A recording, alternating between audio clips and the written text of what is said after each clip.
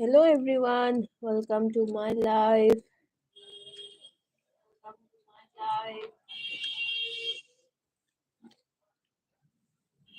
Priyana, welcome Priyana.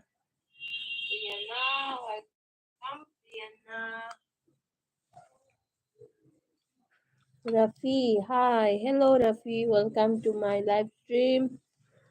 Thank you आने के लिए प्रियना.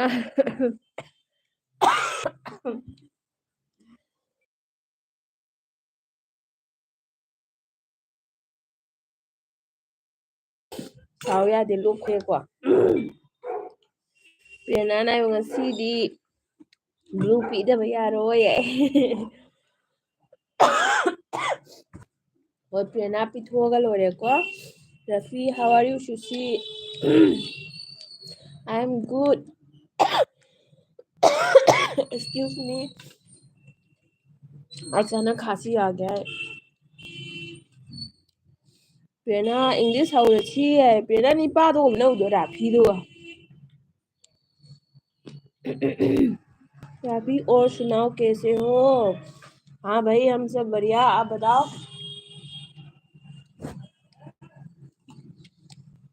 आप क्या कर रहे हो? बस शाम को चाय पी रहा हूँ.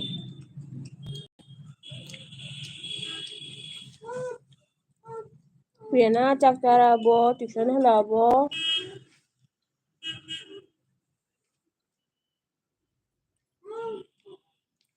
प्रेरणा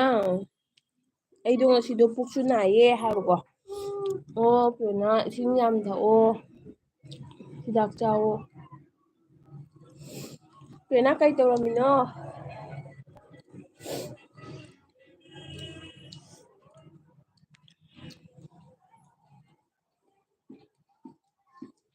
राफी जी आपको भी चैनल नया खुला है क्या?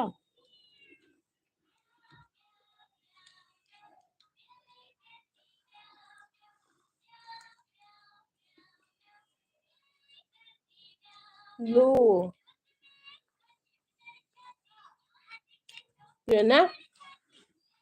चिचे ब्लू पीगेने. ꯑꯗꯨ ꯅꯪꯅ ब्लू ꯄꯥꯝꯕꯩ ꯃꯔꯝꯁꯦ ꯀꯩꯅꯣꯝꯇ ꯍꯥꯏꯔꯛꯎꯅꯦ. ꯄꯤꯒꯦ चिचे ब्लू पीगे. कई पामनो हारो नंग ब्लूसे?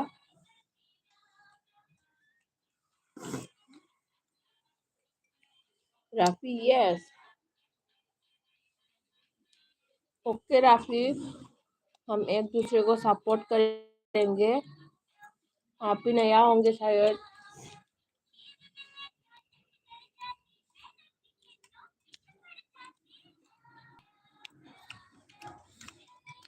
प्रेरणा मी हाथ के कुकी हाथ के दूंगी. ओके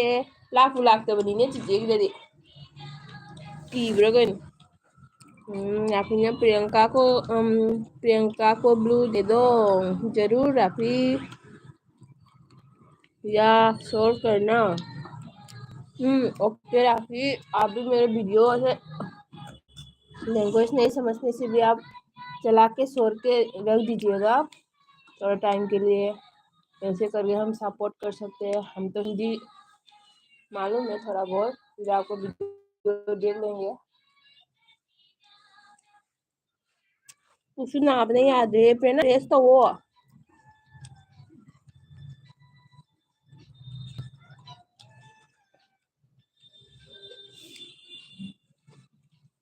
कई जैसे लुढ़गे प्रेरणा.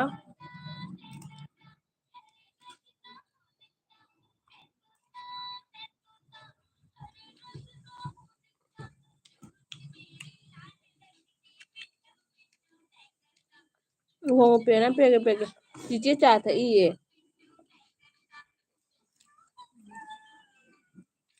लाबे यंगो. ना मानो चाहिए मोरो की जरे बेचारे उछलेंगे. मोरो तो माना आता चावड़ी तो लागा. ना तो प्रेरणा ब्लू लाबम देंगो. नंगे पाम जाओ ब्लू तो पीबी हमने.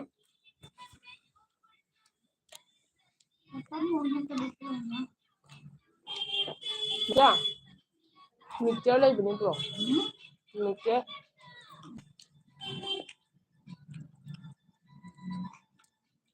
प्रेरणा ना ꯑꯣ ꯍꯣꯏ ꯒ꯭ꯌꯥꯟ ꯇꯥꯔꯦ ꯄ꯭ꯔꯦꯔꯅꯥ ꯑꯁꯤꯒꯤ ꯌꯥꯎꯕꯗꯣ ꯁꯤ ꯌꯥꯎꯕꯗꯣ अरे यार राफी योर फ्रॉम राफी आप हिंदी में ही बात कीजिए मैं आसाम से हूँ राफी सिंगल लाइफस्टाइल हाँ लाइक देम शूज हाइबा थैंक यू सिंगा लाक्पीबगी थैंक यू सुनाइरोतगी नंग जामजांग जौबिरे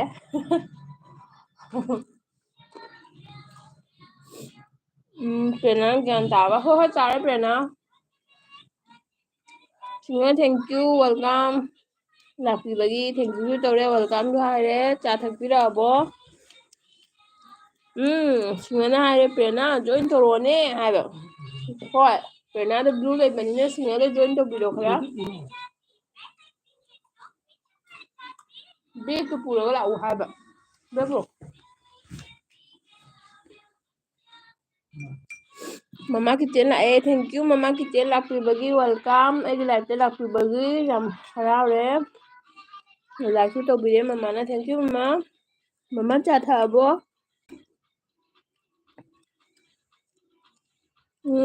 सिंगाना हाइबको अई दिल्लीदा लइए सूस ओके दिल्ली कायदा लइनो सिंगा सिंगा आई नंगी चैनल से साउजादे अम्बु चंगागा येंग्रे जेंगे को ngasi nang कायदा लइनो दिल्ली वीडियो जेंगनासी को हाली सिन भुंगा तविनो राफीना ओ आसाम कौन सा जगह राफी आप कहाँ से बिलोंग करते हो प्रेरणा ना गुड तारीदो फैयाबा नदी सिंगाना हाइबा रॉक हाय सिंगाना हाय मम्मा हायना अदैदी राफीनासु हाय मम्मा हाय ध्रुव बेशिया hello host hello welcome Dhruv ji welcome आपको मेरे लाइव पे स्वागत है हेलो टू एवरीवन ध्रुव आप नया है तो मेरे चैनल को सपोर्ट करके जाइएगा आपका पास चैनल है तो आप लॉन्ग वीडियो के साथ एक कमेंट छोड़ के जाइएगा मैं आपको रिटर्न कर दूंगी ममा किचन चाट ए सुस्मिता ओके ममा चाट थोंद्रोबो ngasi weather kamain tawge ममाना हाइबा ध्रुवना host jacket please okay Dhruv ji रहिएगा मैं देती हूँ आपको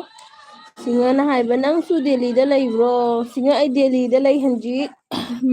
राफीना I am from Hyderabad okay Rafi आप हैदराबादी हो ओके प्रेरणा अदुगी पुक्सु थिल्ली ओके प्रेरणा रेस्ट तौ इसिंग असाबा थपिओ ममाना ध्रुव हेलो हाइग्रे लेडी सिंगाना ममा करी हिंजांग हाइबा लेडी सिंगाना प्रेरणा जॉइन तौरो हाइबा प्रेरणा सिंगादसु ममादसु जॉइन लेतरादि अमता तौबिओ नौना ब्लू लेबगी लेडी दिल्ली कायदा लेगे आइसु दिल्लीदा लेने हाइबको अरे दिल्ली से कइनोदने वाजिराबाद नोय कायदा लेबनो प्रेरणाना ngasi khara sabro ingro singa doidi प्रेरणाना हाइबा होय हाइबा तौरके don't worry like don't bark like a dog प्रेरणा तुम्हारे ngang देखो तुम्हारे ngang यादे उदी अखोय मैते मसेनेना अमना मतेंग पांगनासेन हाइनेनी ममाना जेरुम थोंगनी ओके ममा जेरुम थोंबा हाविबो निंथमथानिना सिंगाना आई दिल्ली कैंपता लई हाइबा कैन हाइसे आई ग्यान तादे आई मफम याम खंगदेने आई लाफंदौदी प्रेरणा नंग मेरेज कक्पा हौरेदो अदुगिनि चिचेना नंगले ब्लू लौथोइदो कैसे नते इरदी इरे सिंगाना sum khara sai ngasi ngasi khara sai ne english hौरजे हाइबने हाय प्रेरणा kana हौदोरि नंग english तो चिचेदी क्लास 8 बुक्तंग तम्मिदुगा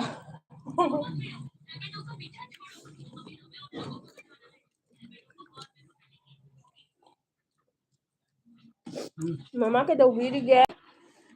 सिंगा चाक थोंगबो ꯆꯥꯛ ꯊꯣꯡꯉꯕ꯭ꯔꯣ ꯆꯥꯔꯕ꯭ꯔꯣ ꯉꯁꯤꯗꯤ ꯈꯔ ꯁꯥꯕꯅꯤꯅ ꯆꯥꯛꯁꯦ ꯈꯔ ꯊꯦꯡꯊꯔꯦ ꯏꯪꯉꯗꯤ ꯆꯥꯛꯁꯦ ꯉꯟꯇꯥꯅ ꯆꯥꯕꯗꯣ ꯁꯨꯝ ꯂꯣꯜꯂꯛꯑꯣ ꯍꯥꯏꯕ ꯀꯣꯔꯤꯡ ꯀꯣꯔꯤꯡꯒ ꯍꯥꯏꯗꯥꯏꯅꯦ ꯆꯤꯆꯦ ꯍꯩꯇꯦꯅꯦ ꯀꯣꯔꯤꯡ ꯀꯣꯔꯤꯡꯒꯁꯨ ꯀꯣꯔꯤꯡ ꯀꯣꯔꯤꯡꯒ ꯃꯤ ꯂꯥꯛꯆꯅꯤ ꯉꯥꯏꯈꯣ ꯆꯦ ꯃꯣꯃꯤꯇꯥꯅꯤ ꯀꯣꯔꯤꯡ ꯆꯦ ꯃꯣꯃꯤꯇꯥ ꯅꯠꯇ꯭ꯔꯣ ꯀꯣꯔꯤꯡ ꯀꯣꯔꯤꯡ ꯍꯥꯏꯗꯣ ꯑꯗꯩꯗꯤ ꯃꯃꯥꯅ ꯄ꯭ꯔꯦꯔꯅꯥ ꯑꯩ ꯏꯪꯂꯤꯁ ꯍꯩꯇꯦꯅ ꯍꯥꯏꯔꯛꯑꯦ ꯍꯣꯏ ꯑꯩꯈꯣꯏ ꯃꯔꯣꯟ ꯁꯨꯛ ꯐꯖꯕ ꯂꯩꯁꯤꯗꯤ ꯄ꯭ꯔꯦꯔꯅꯥ ꯅꯪ ꯏꯪꯂꯤꯁ ꯌꯥꯝꯅ ꯂꯣꯟꯅꯤꯡꯉꯒꯅ ꯅꯪꯒꯤ ꯆꯦꯅꯦꯜ ꯑꯃ ꯍꯥꯡꯗꯣꯛꯑꯣ ꯁ꯭ꯄꯣꯀꯦꯟ ꯇꯥꯛꯅꯕ ꯑꯗꯨꯗꯤ ꯃꯌꯥꯝ ꯄꯨꯝꯅꯃꯛꯁꯨ ꯌꯦꯡꯖꯔꯅꯤ ꯍꯩꯔꯅꯤ ꯅꯪꯒꯤꯁꯨ ꯄ꯭ꯔꯦꯛꯇꯤꯁ ꯑꯣꯏꯔꯅꯤꯀꯣ ꯑꯗꯩꯗꯤ ꯁꯤꯡꯍꯅ ꯍꯥꯏꯕ ꯑꯩꯗꯤ ꯁꯤꯡꯍꯅ ꯑꯩꯗꯤ ꯂꯥꯏꯔꯤꯛ ꯇꯝꯁꯨ ꯇꯝꯂꯛꯇꯦꯅ ꯍꯥꯏꯒ ꯇꯝꯍꯧꯗꯦꯅ ꯅꯣꯛꯈ꯭ꯔꯦ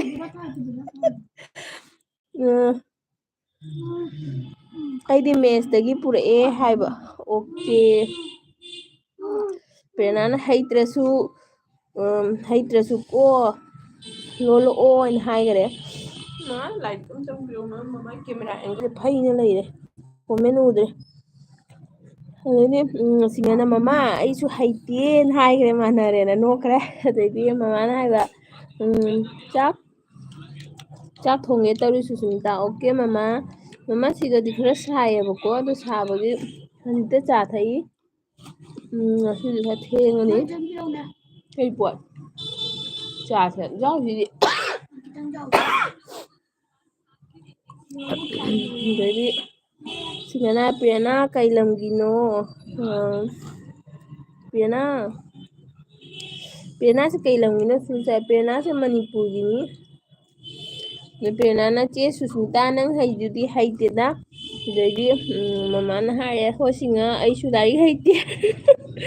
ꯑꯩꯈꯣꯏ ꯂꯥꯏꯔꯤꯛ ꯍꯩꯇꯕꯩꯅꯦꯕ ꯌꯨꯇꯨꯞꯁꯤꯒ ꯂꯥꯛꯏꯁꯦ ꯍꯩꯔꯗꯤ ꯑꯇꯣꯞꯄ ꯖꯣꯕ ꯇꯧꯔꯣꯏꯗ꯭ꯔꯥ ꯄ꯭ꯔꯦꯔꯅꯥ ꯍꯩꯇꯕꯅꯤ ꯑꯩꯈꯣꯏꯅ ꯌꯨꯇꯨꯞꯇ ꯂꯥꯛꯏꯁꯦ ꯌꯨꯇꯨꯞ ꯎꯇꯨꯞ ꯍꯥꯏꯕ꯭ꯔꯥ ꯍꯥꯏꯅ ꯏꯁ ꯍꯔꯦ ꯍꯔꯦ ꯅꯪ ꯉꯁꯥꯏ ꯉꯥꯡꯗꯕ꯭ꯔꯥ ꯉꯥꯡꯗꯦ ꯆꯤꯆꯦꯅ ꯑꯃꯦꯔꯤꯀꯥꯗꯤ ꯁꯨꯝꯗꯤ ꯁꯨꯝ ꯍꯥꯏꯕ ꯉꯁꯥꯏ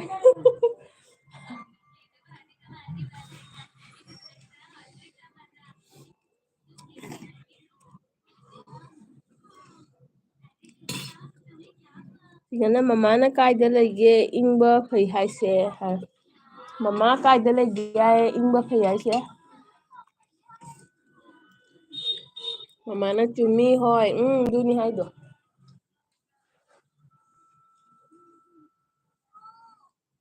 ꯅꯪ ꯈꯪꯉꯣꯏꯕ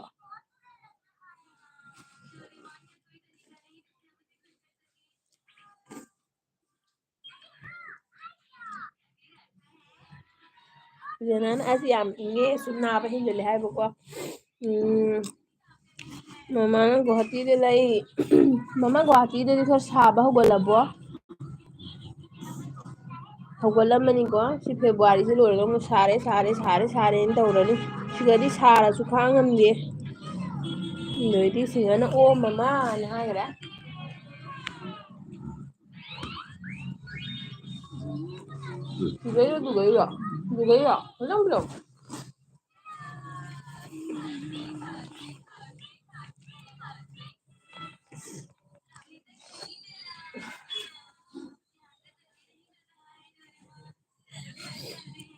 ꯑꯌꯨꯛꯇꯗꯤ ꯂꯩꯆꯤꯟ ꯊꯥꯏꯗ ꯍꯧꯖꯤꯛ ꯏꯪꯕ ꯈꯔ ꯐꯔꯁꯨ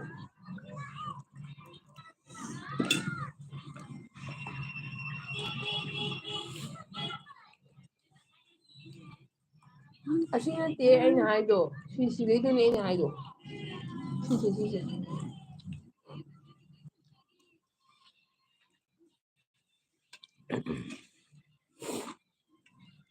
ꯄ꯭ꯔꯦꯔꯅꯥ ꯍꯥꯏꯕ ꯁꯤꯡꯍ ꯁꯥꯞ ꯍꯦꯟꯒꯠꯄ꯭ꯔꯣ ꯁꯤꯡꯍ ꯑꯝꯇ ꯆꯦꯛ ꯇꯧ ꯆꯪꯁꯤꯜꯂꯧꯁꯤꯒ ꯆꯪꯁꯤꯜꯂꯛꯑꯣꯕ ꯁꯤꯡꯍ ꯁꯥꯞ ꯍꯦꯟꯒꯠꯄ꯭ꯔꯥ ꯄ꯭ꯔꯦꯔꯅꯥꯅ ꯑꯝꯇ ꯌꯦꯡꯉꯣ ꯇꯧꯔ ꯃꯥꯜꯂꯦ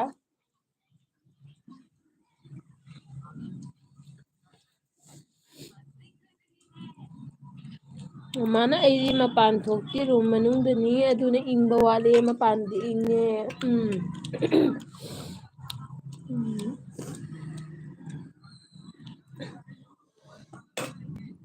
ꯑꯣ ꯗꯥꯗꯤꯁ ꯂꯥꯛꯑꯦ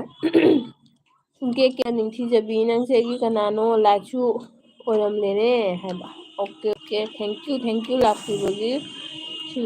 ꯃꯃꯥꯅ ꯁꯨꯁꯃꯤꯇꯥ ꯑꯉꯥꯡ ꯀ꯭ꯂꯥꯁ ꯀꯌꯥꯅꯣ ꯍꯥꯏꯕ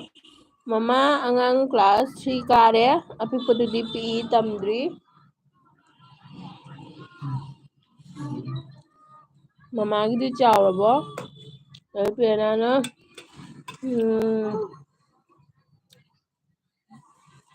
ꯄꯦꯅꯥ ꯅꯪꯒꯤ ꯀꯣꯃꯦꯟꯁꯦ ꯆꯤꯆꯦ ꯄꯥꯕ ꯅꯨꯡꯉꯥꯏꯇ꯭ꯔꯦꯀꯣ ꯂꯥꯏꯐꯁꯤꯒ ꯅꯪ ꯑꯗꯨꯝ ꯀꯦꯌꯥꯔ ꯇꯧꯀꯣ ꯅꯁꯥꯅ ꯀꯦꯌꯥꯔ ꯇꯧꯖꯧ ꯄꯦꯅꯥ ꯅꯪ ꯃꯦꯁꯦꯖ ꯀꯛꯑꯦ ꯇꯜꯂꯦ ꯆꯤꯆꯦ ꯑꯗꯨꯅꯅꯤ ꯅꯪ ꯕ꯭ꯂꯨ ꯄꯤꯔꯤꯗꯣ ꯑꯩ ꯕ꯭ꯂꯨ ꯂꯧꯔꯦ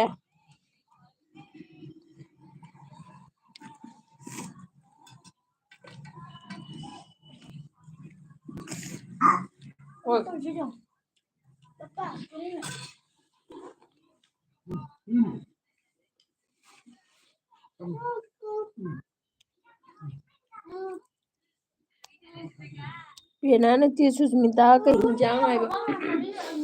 ꯄꯦꯅꯥ ꯆꯤꯆꯦ ꯉꯁꯤꯗꯤ ꯍꯋꯥꯏ ꯊꯣꯡꯉꯅꯤ ꯑꯪꯄꯝꯒ ꯀꯣꯕꯤꯂꯩꯒ ꯑꯂꯨꯒ ꯇꯧꯔꯒ ꯉꯧꯒꯅꯤ ꯗꯥꯖꯦꯁꯅ ꯍꯥꯏꯕ ꯁꯨꯁꯃꯤꯇꯥ ꯋꯥꯔꯁꯨ ꯋꯥꯅ ꯆꯥꯕꯗꯣ ꯑꯩꯁꯨ ꯃꯇꯦꯡ ꯈꯔ ꯄꯥꯡꯖꯒꯦ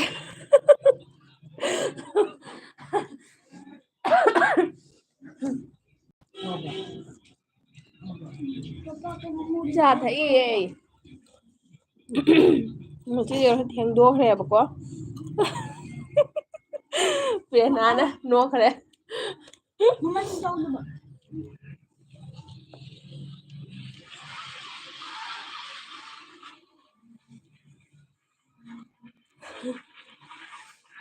ꯁꯤꯡꯒꯜ ꯁꯥꯕ ꯍꯦꯟꯒꯠꯄ ꯌꯦꯡꯕ ꯆꯠꯈ꯭ꯔꯦ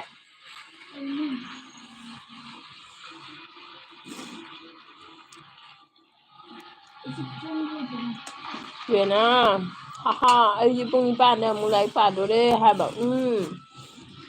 ꯂꯥꯏꯔꯤꯛ ꯄꯥꯗ ꯌꯥꯗꯦꯀꯣ ꯗꯥ ꯆꯥ ꯊꯛꯂꯛꯑꯕꯣ ꯅꯠꯇ꯭ꯔꯒ ꯆꯥꯛ ꯆꯥꯔꯕꯣ ꯍꯧꯖꯤꯛꯀꯤ ꯑꯣꯏꯅ ꯀꯔꯤ ꯄꯥꯎ ꯂꯩꯒꯦ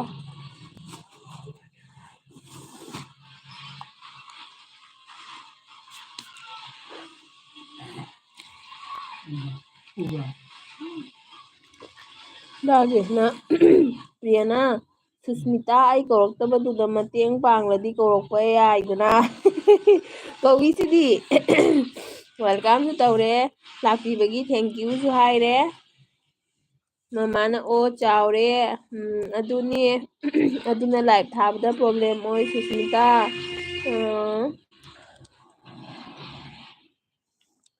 ꯅꯨꯡꯗꯥꯡ ꯑꯣꯏꯔꯁꯨ ꯄ꯭ꯔꯣꯕ꯭ꯂꯦꯝ ꯑꯗꯨꯅ ꯑꯩꯒꯤ ꯂꯥꯏꯐ ꯃ꯭ꯌꯨꯠ ꯊꯥꯔꯤꯅꯤ ꯁꯨꯁꯃꯤꯇꯥ ꯑꯣꯀꯦ ꯃꯃꯥ ꯂꯥꯏꯚꯇꯣ ꯃ꯭ꯌꯨꯠꯇ ꯊꯥꯔꯗꯤ ꯀꯩꯅꯣꯗꯤ ꯈꯤꯇꯪ ꯋꯥꯠꯂꯝꯒꯅꯤꯅꯦ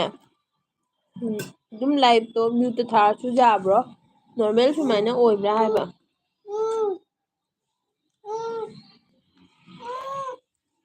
ꯄ꯭ꯔꯤꯌꯥꯅꯥꯅ ꯍꯤꯇꯔꯁꯦ ꯂꯩꯇꯦ ꯑꯗꯨꯒꯤ ꯂꯥꯏꯔꯤꯛꯁꯦ ꯄꯥꯕꯁꯦ ꯌꯥꯝ ꯅꯨꯡꯉꯥꯏꯇꯕ ꯃꯩꯐꯨ ꯁꯨꯝ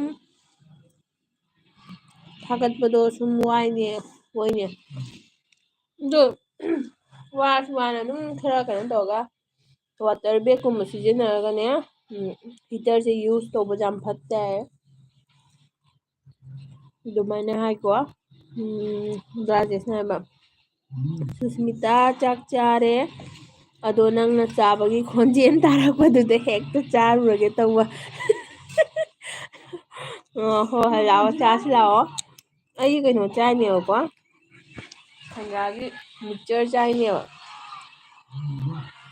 ꯑꯩ ꯍꯣꯔꯦꯟ ꯊꯝꯅꯦꯜ ꯍꯥꯞꯄꯛꯀꯦ ꯃꯨꯔꯤꯒ ꯑꯗꯩꯗꯤ ꯕꯗꯥꯝ ꯃꯄꯨꯝꯒ ꯑꯗꯩꯗꯤ ꯄꯥꯄꯔ ꯀꯩꯀꯥ ꯇꯧꯕ ꯃꯤꯛꯆꯔꯅꯦ ꯇꯣꯃꯦꯇꯣꯅꯦ ꯃꯨꯂꯥꯅꯦ ꯇꯤꯜꯍꯧꯅꯦ ꯊꯥꯎ ꯑꯍꯤꯡꯕ ꯍꯥꯞꯄꯒ ꯑꯗꯨꯃꯥꯏꯅ ꯆꯥꯏꯅꯤ ꯆꯉꯥꯡ ꯇꯧꯔꯒ ꯊꯛꯏ ꯄꯦꯅꯥꯅ ꯆꯦ ꯏꯪꯂꯤꯁ ꯍꯧꯔꯁꯦ ꯍꯥꯏꯒ ꯐꯠꯇꯦ ꯄꯦꯅꯥ ꯍꯩꯁꯨ ꯍꯩꯇꯅ ꯀꯃꯥꯏꯅ ꯍꯧꯗꯣꯏꯅꯣ ꯗꯥ ꯖꯦꯁꯀ ꯑꯝꯇ ꯂꯣꯟꯅꯧꯁꯦ ꯃꯃꯥꯁꯨ ꯍꯩꯇꯦ ꯍꯥꯏꯌꯦ ꯂꯥꯏꯔꯤꯛ ꯇꯝꯃꯛꯇꯦ ꯍꯥꯏ ꯇꯥꯗ꯭ꯔꯣ ꯗꯥ ꯖꯦꯁ ꯄ꯭ꯔꯤꯌꯥꯅꯥꯅ ꯏꯪꯂꯤꯁ ꯉꯁꯥꯏꯗꯩ ꯂꯣꯟꯒꯦꯅ ꯉꯥꯏꯔꯤ ꯑꯩꯅ ꯆꯦꯅꯦꯜ ꯑꯃ ꯍꯥꯡꯉꯨ ꯃꯥ ꯇꯥꯗꯦ ꯈꯨꯝꯃꯛꯇꯦ ꯑꯗꯨꯗꯤ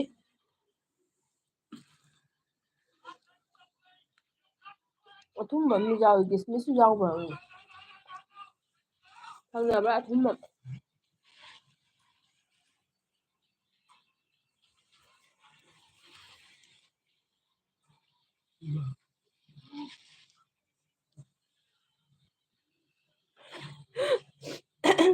ꯄꯦꯅꯥꯅ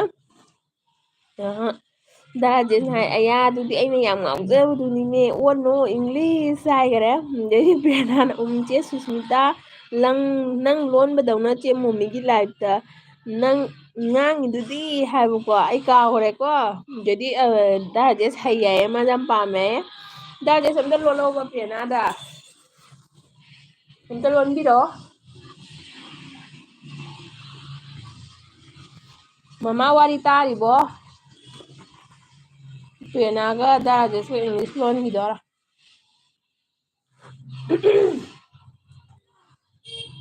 ꯎꯝ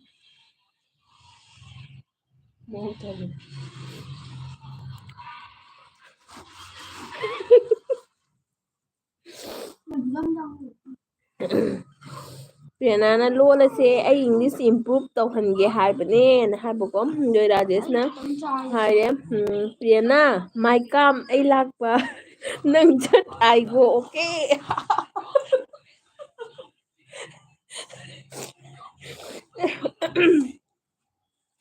ꯗꯥꯖꯦꯁꯅ ꯐꯖꯕ ꯁꯦꯟꯇꯦꯟꯁ ꯑꯃ ꯍꯥꯏꯈꯔꯦ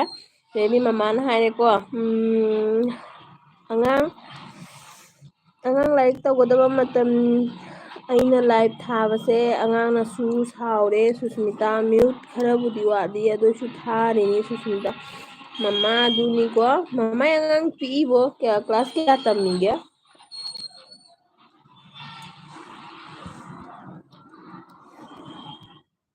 ꯄꯦꯅꯥꯅ U mein ꯑꯦꯞꯁꯦꯟꯁ ꯍꯥꯏꯈꯔꯦ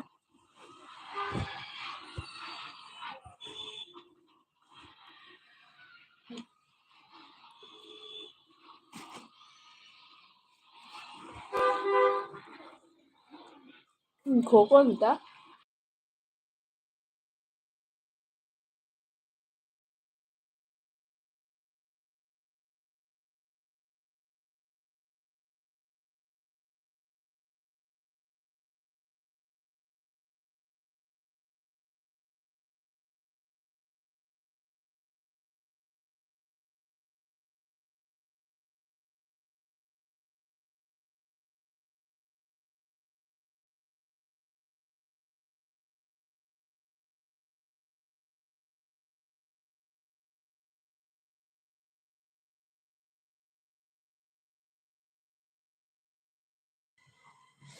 ꯄꯦꯅꯥꯅ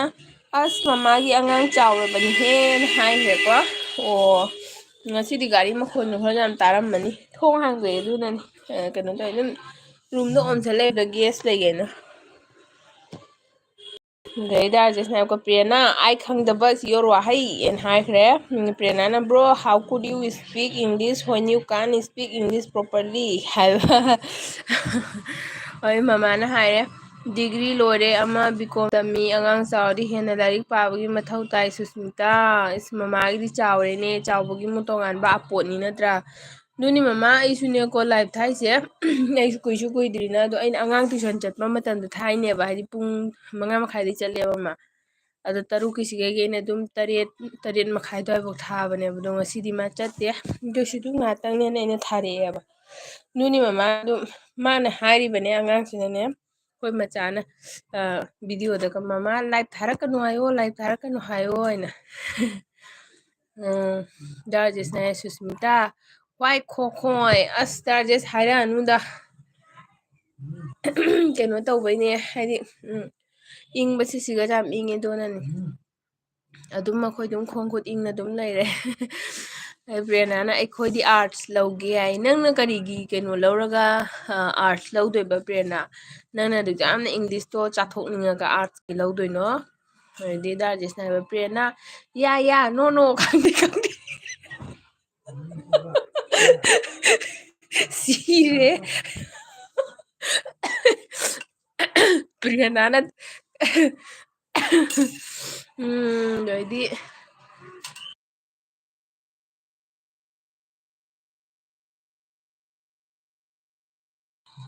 Prenana, I think I can already speak English fluently. Hana set emoji bigare. Mama na angang pikli baina fai chawraga jade. Hoine mama pikpagi chawbai kwa. Prenana arts ID drawing do nate. Oh hoine prena khangudre tite se arts ani su yena. Prenana class kaya hai ba?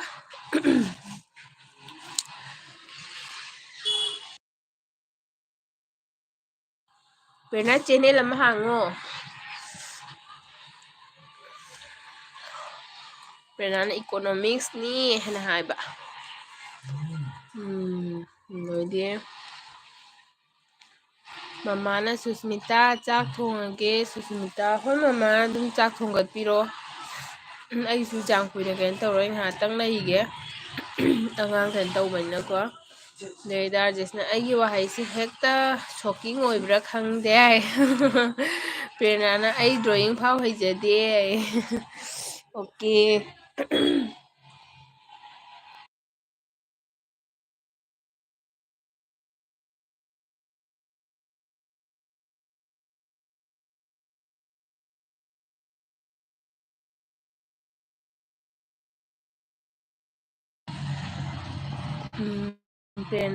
Prenana, what?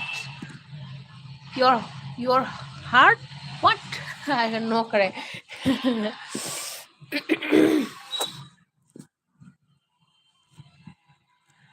Dagopal like done. Thank you. Dagopal lakpibagi like su tawbire. Prenana English takpiri Darajesh tasu. Prena lae Dagopal su. Khangdaba khoi mayam da takpiro ko. Prenana I can't understand.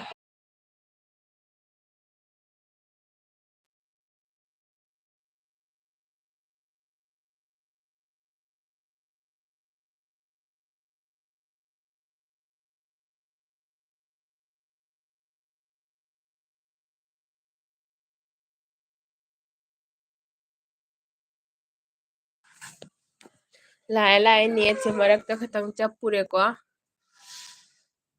Darajesh na Prena you know aigi sak please aibo mukta yengbiune no haiba. Adudi Dagopal ngaiyak leiraga lake ko haiba. Dagopal kaigino ngasi jamjang chali. Dugagidi Prenana bro what the heck are you saying be a man hana haire Prenana ne chappe ho Prena ngatang chapure RJ lae RJ na hi tore thank you RJ welcome lakpi bagi jam nungare RJ beauty hello dodi Darajesh na Prena I chaba loibas understand my phamung okay and haire RJ thabak tagi halabo dodi Prenana khong phare chatpadi khara yada ngairi okay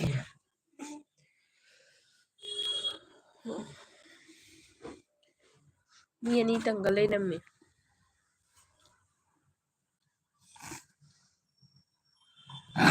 Masidi Prenana chiche sangbidoine singa su sap hengatpra haiga chengren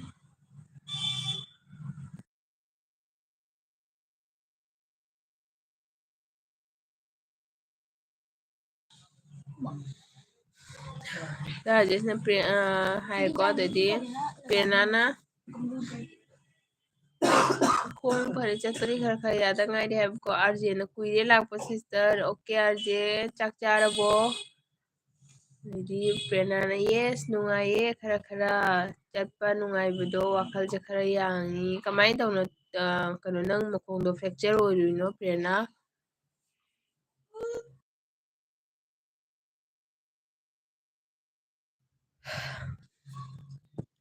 comment pabase marak marakta sore sang hondrasine waye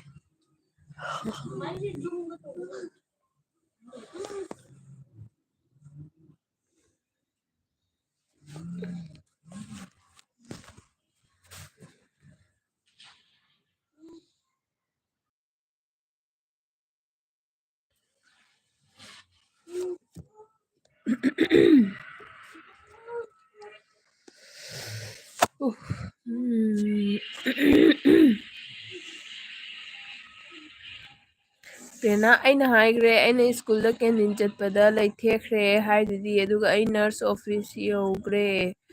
okay okay ꯄ꯭ꯔꯦꯔꯅꯥ ꯑꯗꯨꯒꯤꯗꯣ ꯆꯤꯆꯦ ꯇꯥꯍꯧꯗ꯭ꯔꯦꯀꯣ ꯑꯥꯔꯖꯦꯅ ꯆꯥꯛ ꯋꯥꯠꯂꯤ sister daily life ꯇꯧꯔꯕꯣ ꯁꯤꯁ ꯑꯥꯔꯖꯦ ꯍꯨꯝꯅꯤ ꯃꯔꯤꯅꯤꯗꯒꯤꯅꯦ ꯁꯟꯗꯥꯋꯥꯏꯔꯝꯒꯤ ꯄꯨꯡ 6ꯇ ꯈꯔ ꯈꯔ ꯇꯧꯋꯤꯕꯀꯣ ꯑꯗꯨꯅꯤꯗꯣ ꯉꯁꯤꯗꯤ ꯈꯔ ꯊꯦꯡꯉꯦ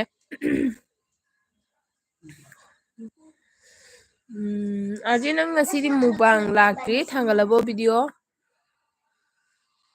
ꯗꯥꯔꯖꯦꯁꯅ ꯁꯨꯁꯃꯤꯇꯥ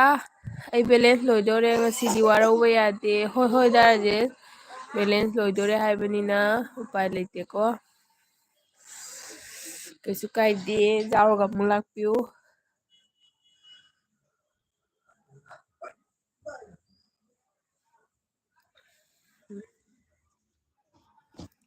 ꯗꯥꯔꯖꯦꯁꯅ ꯆꯠꯂꯝꯗꯥꯏ ꯍꯥꯏꯔꯝꯃꯣ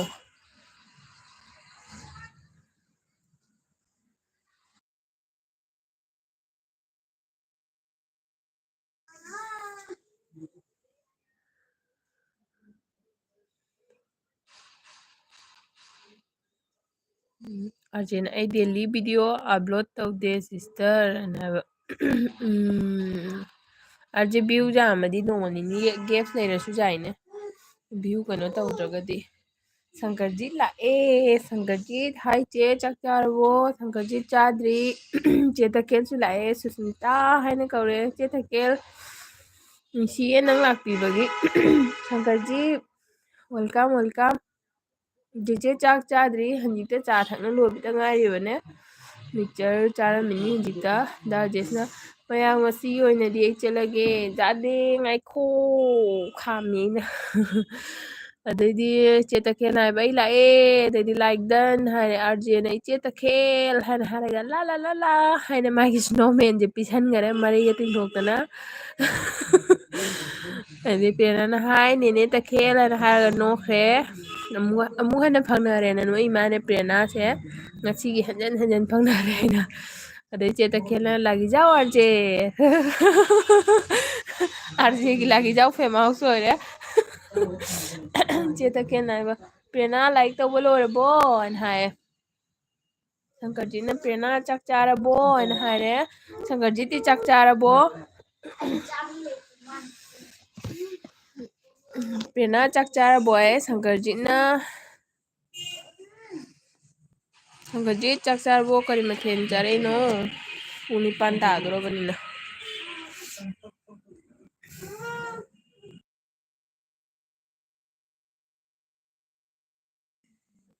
ꯑꯝꯇ ꯀꯩꯅꯣ ꯇꯧꯊꯣꯛꯎꯔꯣ ꯆꯠꯂꯣ ꯆꯦ ꯇꯈꯦꯜ ꯆꯥꯛ ꯊꯣꯡꯉꯕꯣ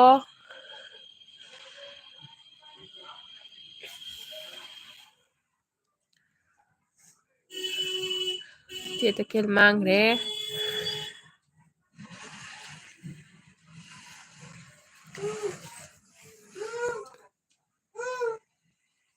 ꯊꯣꯡꯗ꯭ꯔꯤꯑꯕ ꯆꯦ ꯀꯩꯗꯧꯔꯝꯃꯤꯅꯣ ꯅꯪ ꯌꯥꯝ ꯏꯪꯅ ꯇꯞꯅ ꯐꯝꯕ ꯃꯥꯜꯂꯤ ꯇꯟ ꯇꯟꯅ ꯂꯥꯏꯐꯁꯦ ꯖꯣꯏꯟ ꯇꯧꯔꯛꯄ ꯃꯥꯜꯂꯤꯅ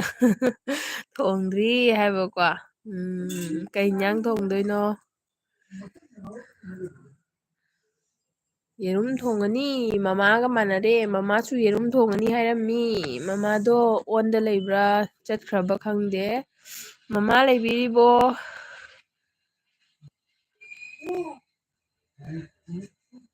ꯆꯦ ꯇꯈꯦꯜꯅ ꯃꯣꯏꯅꯨꯒꯤ ꯂꯥꯏꯚ ꯌꯥꯎꯔꯨꯕꯅꯤ ꯑꯣ ꯆꯦ ꯑꯩ ꯈꯪꯗꯦꯅꯦ ꯑꯣ ꯍꯣꯏ ꯍꯣꯏ ꯐꯔꯦ ꯑꯗꯨꯏꯁꯨ ꯂꯥꯛꯄꯤꯔꯤꯗꯣ ꯃꯃꯥ ꯃꯣꯏꯅꯨ ꯍꯣꯏꯗ ꯆꯠꯈ꯭ꯔꯕꯣ ꯆꯦ ꯑꯩꯈꯣꯏ ꯃꯌꯥꯝꯁꯦ ꯂꯩꯀꯥꯏ ꯀꯣꯏꯕꯗ ꯁꯤꯅꯗꯣꯔꯦꯍꯦ ꯑꯩꯗꯤ ꯆꯠꯂꯗꯤ ꯑꯗꯨꯝ ꯉꯥꯏꯍꯥꯛꯇꯤ ꯂꯩꯗ ꯆꯦꯒꯤꯗ ꯂꯥꯛꯑꯁꯨ ꯉꯥꯏꯍꯥꯛꯇꯤ ꯑꯗꯨꯝ ꯐꯝꯅ ꯂꯩꯗꯣꯏꯅꯤ ꯄꯣꯊꯥꯅ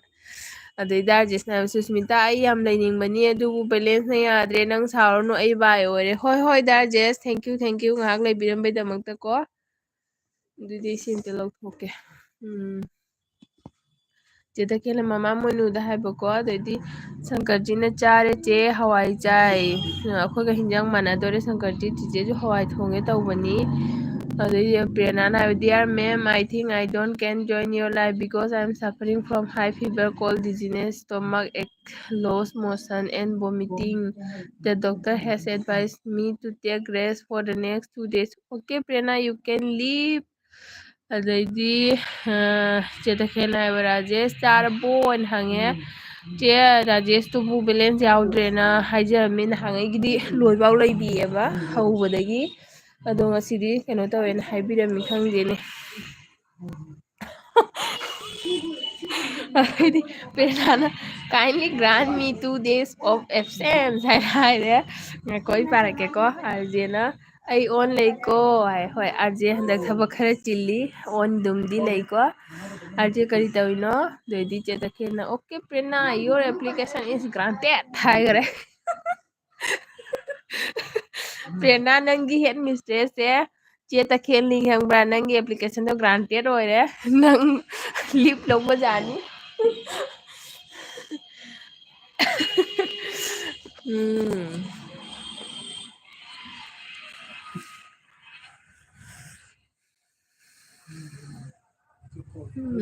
kindly grant me 2 days of absence ꯍꯥꯏꯕ ꯄ꯭ꯔꯦꯔꯅꯥ ꯒ꯭ꯔꯥꯟ ꯑꯣꯏꯔꯦ ꯁꯤꯗꯤ ꯅꯪꯒꯤ ꯑꯦꯄ꯭ꯂꯤꯀꯦꯁꯟ ꯒ꯭ꯔꯥꯟꯇꯦꯠ ꯑꯣꯏꯈꯔꯦ ꯃꯊꯛꯇ ꯌꯦꯡꯉꯨ ꯒ꯭ꯔꯥꯟꯇꯦꯠ ꯑꯣꯏꯈꯔꯦ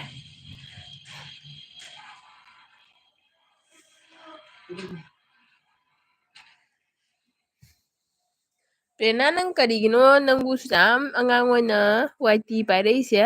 ꯀꯩ ꯃꯔꯝꯒꯤꯅꯣ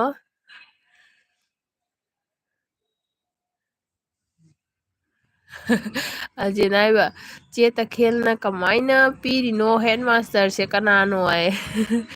ꯆꯦ ꯇꯈꯦꯜꯁꯦ ꯍꯦꯠ ꯃꯥꯁꯇꯔ ꯑꯣꯏꯔꯤꯕ ꯀꯩꯅꯣꯒꯤ ꯄ꯭ꯔꯦꯔꯅꯥꯒꯤ ꯍꯦꯠ ꯃꯤꯁꯇ꯭ꯔꯦꯁ ꯑꯣꯏꯔꯤꯕ ꯄ꯭ꯔꯦꯔꯅꯥꯅ ꯑꯦꯄ꯭ꯂꯤꯀꯦꯁꯟ ꯏꯁꯜꯂꯛꯏꯕ ꯑꯗꯣ ꯑꯩꯈꯣꯏ ꯁ꯭ꯀꯨꯜ ꯄꯨꯅꯕ ꯃꯤ ꯑꯃꯇ ꯂꯩꯇꯦ ꯆꯦ ꯇꯈꯦꯜꯂ ꯁꯤꯟꯅꯔꯦ ꯑꯗꯩꯗꯤ ꯆꯦ ꯇꯈꯦꯜꯅ ꯍꯥꯏ Prerna you are suffering with so many ꯑꯅꯥꯕ ꯍꯥꯏꯒꯣ ꯑꯣ ꯍꯥꯏꯅ ꯇꯧꯔꯦ ꯄ꯭ꯔꯦꯔꯅꯥ ꯈꯨꯏꯗꯣ ꯐꯥꯒꯤ ꯇꯧꯕꯅꯤ ꯑꯩ ꯏꯝꯄ꯭ꯔꯨꯞ ꯇꯧꯅꯕ ꯁꯨꯝ ꯏꯕꯅꯤꯀꯣ ꯑꯁꯦꯡꯕꯩ ꯆꯠꯂꯣꯏ ꯑꯩ ꯄ꯭ꯔꯦꯔꯅꯥꯅ ꯑꯦꯄ꯭ꯂꯤꯀꯦꯁꯟ ꯏꯕꯁꯦ ꯋꯥꯏ ꯇꯤꯒꯤ ꯂꯥꯏꯐ ꯃꯌꯥꯝꯗ ꯑꯣꯏꯅ ꯇ꯭ꯔꯥꯏ ꯇꯧꯔꯒꯦꯅ ꯋꯥꯆꯠꯈ꯭ꯔꯦ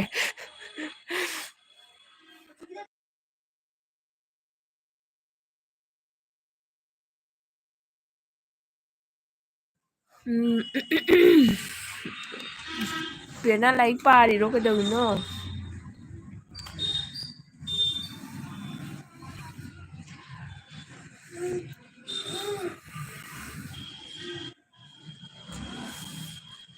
ꯆꯦ ꯀꯣꯃꯦꯟ ꯂꯣꯏꯔꯦ ꯑꯩ ꯀꯣꯃꯦꯟ ꯂꯣꯏꯔꯦ ꯂꯣꯏꯔꯦ ꯍꯥꯏꯔꯛꯀꯦ ꯈꯔ ꯈꯔ ꯀꯩꯅꯣ ꯇꯧꯕꯁꯤꯅꯗꯤ ꯄꯥꯕꯗ ꯉꯥꯏꯍꯥꯛ ꯉꯥꯏꯍꯥꯛꯅꯦ ꯒꯦꯞ ꯂꯩꯕꯁꯤꯅꯗꯤ ꯐꯩꯅꯦ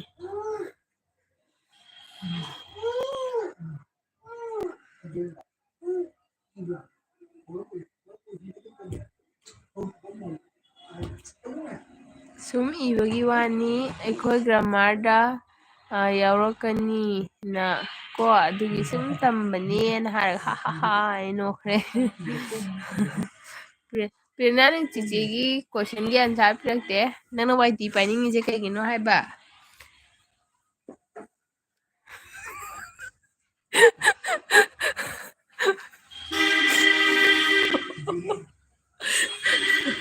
ꯄ꯭ꯔꯦꯔꯅꯥ ꯅꯣꯏꯒꯤ ꯍꯦꯠ ꯃꯤꯁꯇ꯭ꯔꯦꯁꯁꯦ ꯌꯥꯝ ꯏꯁꯇ꯭ꯔꯤꯛꯅꯤꯀꯣ ꯄ꯭ꯔꯦꯔꯅꯥ ꯅꯪꯒꯤ ꯂꯥꯏꯔꯤꯛꯇꯨꯁꯨ ꯑꯦꯜ ꯕꯤꯗ ꯑꯣꯏꯅ ꯏꯔꯒ ꯄꯥꯔꯣ ꯍꯥꯏꯔꯦ ꯑꯥꯔꯖꯦꯅ ꯁꯤꯁ ꯀꯔꯤ ꯍꯤꯟꯖꯥꯡ ꯊꯣꯡꯗꯣꯏꯅꯣ ꯑꯥꯔꯖꯦ ꯍꯋꯥꯏ ꯊꯣꯡꯉꯅꯤ ꯑꯉꯧꯕꯒ ꯅꯣꯏꯒꯤ ꯀꯩ ꯍꯤꯟꯖꯥꯡꯅꯣ ꯑꯩ ꯍꯋꯥꯏ ꯊꯣꯡꯉꯅꯤ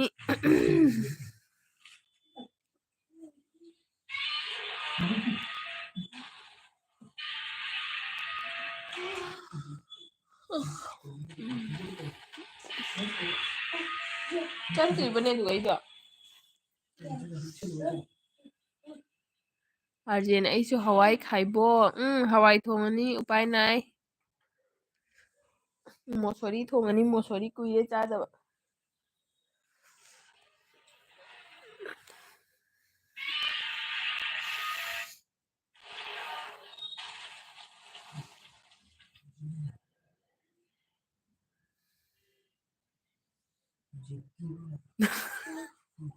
ꯆꯦ ꯇꯈꯦꯜꯅ ꯍꯥꯏꯕꯁꯦ ꯑꯩ ꯅꯣꯛꯇꯕ ꯉꯝꯗꯦꯕꯣ ꯄ꯭ꯔꯦꯔꯅꯥ ꯉꯁꯤ ꯀꯩꯀꯩ ꯄꯔꯥ ꯐꯥꯔꯦ ꯏꯔꯛꯑꯣ ꯍꯥꯏꯁꯤꯅꯤ ꯄ꯭ꯔꯦꯔꯅꯥ ꯏꯔꯛꯑꯣ ꯆꯦ ꯇꯈꯦꯜꯅ ꯉꯁꯤ ꯀꯩꯀꯩ ꯄꯔꯥ ꯐꯥꯔꯤꯒꯦ ꯏꯔꯛꯑꯣ ꯍꯥꯏꯕ ꯍꯣꯏ ꯃꯥ ꯋꯥꯏ ꯇꯤ ꯑꯟꯁꯥꯔ ꯏꯔꯤ ꯃꯥꯜꯂꯦ ꯆꯦ ꯑꯩꯅ ꯋꯥꯏ ꯇꯤ ꯀꯩꯒꯤ ꯖꯣꯏꯟ ꯇꯧꯔꯛꯏꯅꯣ ꯅꯪ ꯑꯉꯥꯡ ꯑꯣꯏꯃꯟꯈ꯭ꯔꯦ ꯍꯥꯏꯕꯗꯨꯒꯤ ꯑꯟꯁꯥꯔ ꯏꯔꯤ ꯃꯥꯜꯂꯦ ꯀꯟꯅ ꯕꯤꯖꯤ ꯂꯩꯔꯤ ꯃꯥ